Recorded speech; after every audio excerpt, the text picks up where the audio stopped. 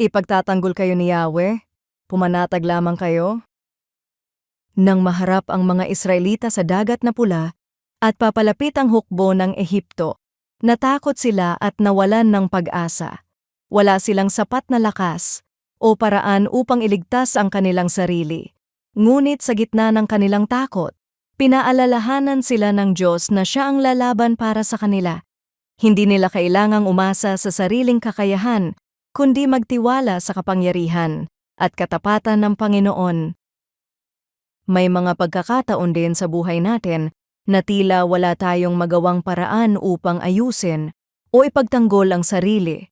Kapag tayo ay nasasaktan, napapahiya o natatakot, madaling tayo magpanik at isipin na kailangan nating kontrolin agad ang sitwasyon.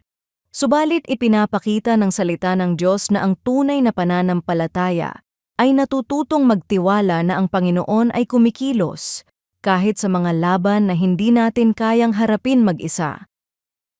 Si Erica ay naging sentro ng usapan sa online matapos may mag-post ng maling paratang tungkol sa kanya. Sa loob lamang ng ilang oras, maraming tao ang nag-share at nagbigay ng masasakit na komento kahit hindi alam ang buong katotohanan.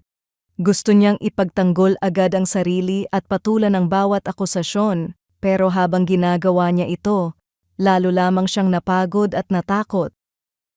Isang gabi, habang umiiyak at nananalangin, pinaalalahanan siya ng Diyos na Siya ang nakakakita ng katotohanan at hindi niya kailangang maging bihag ng opinyon ng mga tao.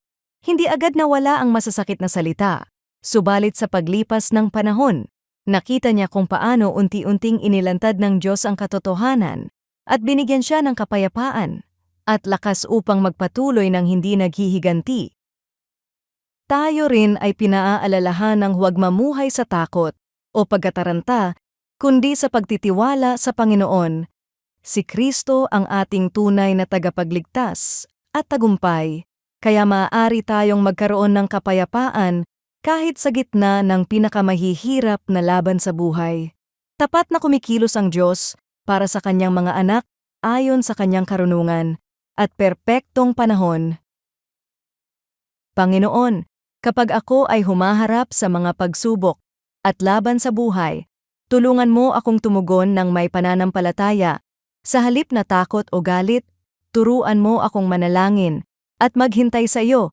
Sa halip na magpadala sa pagkataranta o paghihiganti, nawa lalong lumalim ang aking pagtitiwala kay Kristo at makita sa aking buhay ang kapayapaang ikaw lamang ang makapagbibigay.